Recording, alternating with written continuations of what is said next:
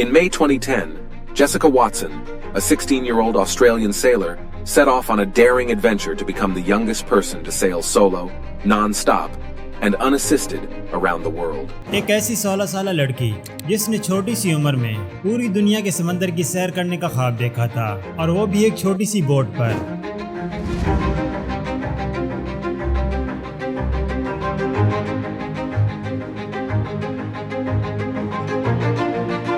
اس video میں ہم آپ کو بتائیں گے کہ اتنا بڑا خواب دیکھنے والی یہ کم عمر لڑکی آخر کون تھی؟ یہ لڑکی اپنا خواب پورا کرنے میں کامیاب ہو پائی یا نہیں؟ کیا یہ لڑکی پیسیفک اوشن میں گم ہو گئی تھی؟ اور یہ 16 سالہ لڑکی دنیا کے سمندر کا چکر کتنے دنوں میں مکمل کر کے واپس اپنے گھر کو لوٹی؟ ان تمام سوالوں کے جواب آپ جانیں گے آج کی اس ویڈیو میں۔ یہ کہانی ہے جیسیکا واٹسن نامی ایک چھوٹی سی آسٹریلوی بچی کی۔ یہ شروع سے ہی اپنی فیملی کے ساتھ آسٹریلیا کے سمندر کنارے رہا کرتی تھی، اسی لیے جیسیکا کو بچپن سے ہی سمندر سے بے حد پیار تھا۔ اس نے اپنے آپ سے وعدہ کیا کہ وہ جلدی ایک دن اپنی بوٹ پر پوری دنیا کے سمندر کی سیر کرے گی۔ اسی طرح دن گزرتے چلے گئے اور جیسیکا کی عمر 10 سال ہو گئی۔ اسی دوران اس نے اپنے اس خواب کا ذکر اپنے ماں باپ سے کیا، لیکن اس کے والدین نے اسے مذاق سمجھ کر ٹال دیا۔ لیکن جلد ہی اس کے ماں باپ کو اس بات کا اندازہ ہو چکا تھا کہ ان کی بیٹی اپنے اس خواب کو پورا کرنے کے لیے سیریس ہے، لہذا پھر اس کے ماں باپ بھی اپنی بیٹی کا خواب پورا کرنے کے لیے اسے سپورٹ کرنے لگے۔ اب تک جیسیکا کی عمر 16 سال ہو چکی تھی، اور یہی وہ سال تھا جب جیسیکا نے اپنے اس خواب کو حقیقت میں بدلنے کا فیصلہ کیا۔ اس نے فیصلہ کیا کہ سب سے پہلے اپنی بوٹ پر سمندر میں کچھ دن گزارے گی تاکہ اس کے اندر پوری دنیا کے سمندر کا چکر لگانے کا حوصلہ پیدا ہو سکے۔ یہ سال تھا 2009 کا، جب جیسیکا اپنی چھوٹی سی بوٹ پر سوار ہو کر سمندر کی طرف روانہ ہوئی۔ شروع میں تو سب ٹھیک چل رہا تھا، لیکن ایک دن اس کی بوٹ سے ایک کارگو شپ ٹکرائی، جس کی وجہ سے وہ جلد ہی گھبرا گئی اور اس نے پھر واپس لوٹنے کا فیصلہ کیا۔ جیسیکا جب اپنے ٹرائل سے واپس لوٹی تو اس کی فیملی سمیت میڈیا والے بھی اس کا بے چینی سے انتظار کر رہے تھے، کیونکہ اب تک یہ خبر آگ کی طرح پھیل چکی تھی کہ ایک 16 سالہ لڑکی پوری دنیا کے سمندر کو پار کرنے کا خواب دیکھ رہی ہے۔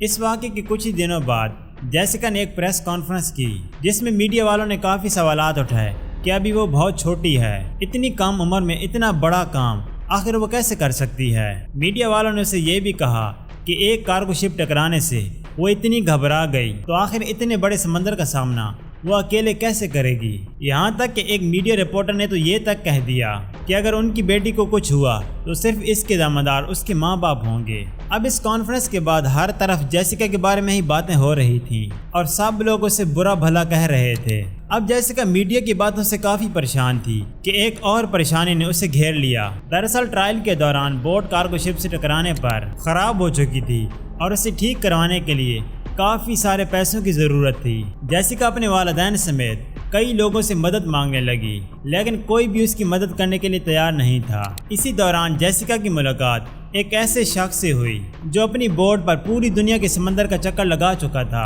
اب جیسیکا نے اس سے دوستی کر کے اپنا کوچ بنا لیا اور اس سے اپنا خواب پورا کرنے میں مدد مانگی۔ ایک دن اس کا کوچ اسے ایک فیکٹری میں لے گیا اور وہاں پہنچ کر جیسیکا دیکھتی ہے کہ اس کی بوٹ بالکل ٹھیک ہو چکی ہے۔ اب جیسیکا اپنے کوچ کا شکریہ ادا کرتی ہے اور اپنے مشن پر جانے کے لیے تیار ہو جاتی ہے۔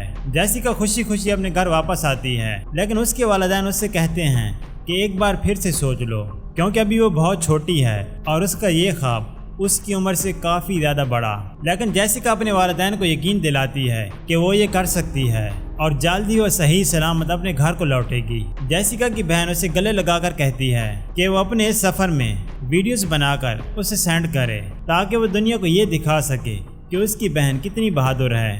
اکتوبر 2009 میں جیسیکا واٹسن اپنے گھر والوں کو الوداع کہہ کر اپنی چھوٹی سی بوٹ پر پوری دنیا کے سمندر کا چکر لگانے کے لیے روانہ ہو چکی تھی۔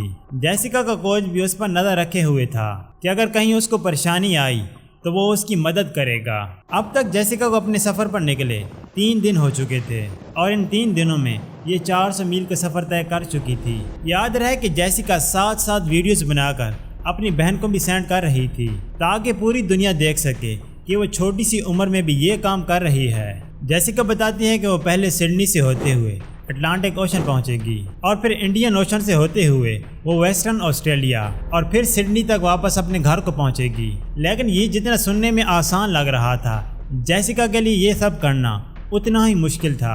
ایک رات جیسیکا کا اپنے کوچ کو فون آتا ہے اور وہ اسے کہتی ہے کہ وہ بہت اکیلا محسوس کر رہی ہے اور دور دور تک اسے صرف سمندر ہی دکھائی دے رہا ہے۔ اب کوچ سے بات کرنے کے بعد جیسیکا سو جاتی ہے اور صبح جب اٹھتی ہے تو اسے سفر پر گئے ہوئے 12 دن مکمل ہو چکے ہوتے ہیں۔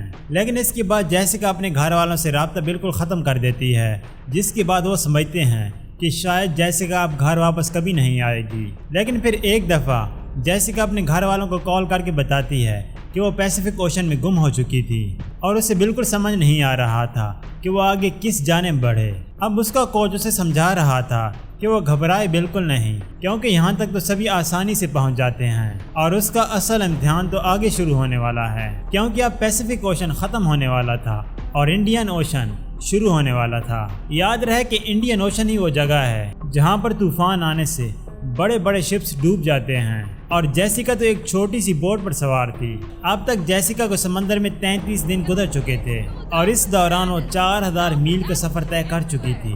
اب اس نے اپنے کوچ کو بتایا کہ وہ پیسیفک اوشن سے نارتھ اوشن کی جانب بڑھ رہی ہے۔ اب اسی دوران اس کے کوچ کو پتہ چلتا ہے کہ ایک طوفان جیسیکا کی طرف بڑھ رہا ہے۔ وہ فوراً سے جیسیکا کو اس طوفان کی خبر کر دیتا ہے اور طوفان سے ڈٹ کر سامنا کرنے کا کہتا ہے۔ کچھ ہی دیر بعد جیسیکا کی بوٹ سے سمندری لہریں ٹکرانا شروع ہوئیں۔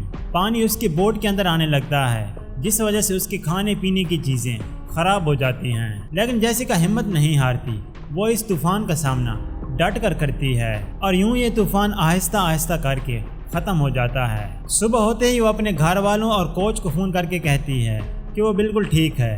جیسیکا کی آواز سن کر سب کے چہرے خوشی سے کھل اٹھتے ہیں۔ کوچ اسے بتاتا ہے کہ اسے ایسے کئی طوفانوں کا سامنا کرنا پڑ سکتا ہے۔ دوستو، اب جیسیکا کو 50 دن گزر چکے تھے اور اب وہ داخل ہو رہی تھی ساؤتھ امریکہ میں۔ اب تک تو جیسیکا کے چہرے پر کوئی خوف نہیں تھا اور اب تک جیسیکا ساؤتھ اٹلانٹک اوشن میں پہنچ چکی تھی۔ لیکن یہاں تک پہنچ کر جیسیکا کی بوٹ اچانک سے رک جاتی ہے اور آگے نہیں بڑھ پاتی۔ کئی دنوں تک ایک ہی جگہ رک جانے پر جیسیکا کافی مایوس ہو جاتی ہے، جس وجہ سے وہ اپنے گھر والوں کو بھی فون نہیں کرتی اور یوں اس کے گھر والوں کے دماغ میں ایک بار پھر وہی خیال آتا ہے کہ شاید اس بار وہ ڈوب چکی ہے۔ اب تک جیسیکا کو سمندر میں 119 دن گزر چکے تھے اور وہ ایک دن اپنے گھر والوں کو فون کرتی ہے اور روتے ہوئے انہیں بتاتی ہے کہ وہ ایک جگہ پھنس چکی ہے۔ اس کے گھر والے اسے سمجھاتے ہیں کہ وہ جس سفر پر نکلی ہے وہاں پر اسے کئی ساری مشکلات کا سامنا کرنا پڑے گا اور اگر وہ ہمت ہار جاتی ہے تو وہ واپس گھر کبھی نہیں لوٹ سکتی۔ لہذا جیسیکا اپنے اندر ہمت لاتے ہوئے بوٹ کو آگے دھکیلنے کی کوشش کرتی ہے۔ اسی دوران ایک لہر آتی ہے اور جیسیکا کی بوٹ آگے بڑھنے لگ جاتی ہے۔ اب جیسیکا خوشی خوشی ویڈیو ریکارڈ کرتی ہے جس میں وہ بتاتی ہے کہ وہ پچھلے 7 دنوں سے ایک ہی جگہ پھنسے رہنے کے بعد اب وہ آگے بڑھنے لگ پڑی ہے۔ جیسیکا جو ویڈیوز ریکارڈ کر کے گھر بھیج رہی تھی وہ ویڈیوز نہ صرف اس کے گھر والے بلکہ میڈیا رپورٹر بھی دیکھ رہے ہوتے ہیں۔ اب جیسیکا کافی خوش تھی اور سمندر میں اسے 185 دن گزر چکے تھے۔ اب تک جیسیکا آسٹریلیا کی طرف رواں دواں تھی کہ اس کے کوچ کو خبر ملتی ہے کہ اس بار 3 خطرناک طوفان جیسیکا کی طرف تیزی سے بڑھ رہے ہیں۔ سارے نیوز چینلز پر یہ خبر نشر ہو چکی تھی کہ اب تک تو قسمت جیسیکا کا ساتھ دے رہی تھی، لیکن اس بار اس کا بچ پانا کافی مشکل ہے، کیونکہ اتنے بڑے طوفان میں اتنی چھوٹی بوٹ کبھی بیلنس نہیں رکھ پاتی۔ جب جیسیکا اپنے ریکارڈز کی گئی ویڈیوز پر دنیا بھر سے لوگوں کے کمنٹس پڑھتی ہے تو اس کے اندر مزید حوصلہ آ جاتا ہے، کیونکہ پوری دنیا سے لوگ اس کے حوصلے اور بہادری کی تعریفیں کر رہے تھے۔ اس ہمت کے ساتھ جیسیکا فیصلہ کرتی ہے کہ وہ اس طوفان کا بھی ڈٹ کر سامنا کرے گی۔ یہ طوفان ایک کارگو شپس جتنا اونچا تھا۔ یہ طوفان ابھی اتنا قریب نہیں تھا، لیکن پھر بھی جیسیکا کی بوٹ کو تیز جھٹکے لگنا شروع ہو جاتے ہیں۔ اب جیسیکا کو بھی یہی لگ رہا تھا کہ شاید اس بار وہ زندہ نہیں بچے گی، لہذا وہ روتے ہوئے اپنے گھر والوں کو کال کرتی ہے اور اس کے گھر والے بھی اس کی آواز سن کر رونے لگ جاتے ہیں۔ اسی دوران جیسیکا دیکھتی ہے کہ ایک خوفناک لہر اس کی طرف آ رہی ہے اور دیکھتے ہی دیکھتے جیسیکا کی بوٹ سمندر میں پوری طرح سے ڈوب جاتی ہے۔ اب کئی گھنٹے تک اس کے گھر والوں کا اس سے رابطہ نہیں ہو پاتا، جس وجہ سے اس کے گھر والوں کو یقین ہو جاتا ہے کہ اب وہ جیسیکا سے دوبارہ کبھی نہیں مل پائیں گے۔ لیکن جیسیکا کی قسمت اس کا شروع سے لے کر آخر تک ساتھ دے رہی تھی۔ کچھ ہی دیر بعد جیسیکا کی بوٹ ऊपर आ जाती है और जैसिका भी बिल्कुल ठीक होती है और वो सबसे पहले अपने घर वालों से राब्ता करती है। अब उसके घर वाले उसकी आवाज़ सुनकर यकीन नहीं कर पाते कि उनकी जैसिका जिंदा है। ना सिर्फ उसके घर वालों बल्कि पूरी ऑस्ट्रेलिया मीडिया को भी इस बात का यकीन हो जाता है कि ये कम उम्र लड़की हार मानने वालों में से नहीं है। इसके बाद तूफान ख़त्म हो जाता है और जैसिका अपने घर की तरफ रवाना होने लगती है। दोस्तों, अब तक जैसिका को समंदर में 200 दिन गुजर चुके थे।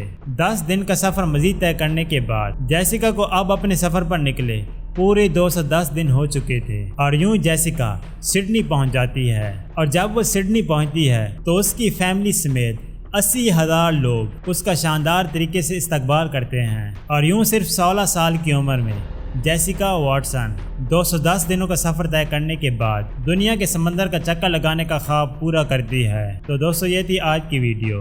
उम्मीद है आपको ये वीडियो पसंद आई होगी। मज़ीद इस तरह की वीडियोस के लिए हमारे चैनल को सब्सक्राइब करें। मिलेंगे इस तरह की एक और नई वीडियो में। खुदा हाफिज़।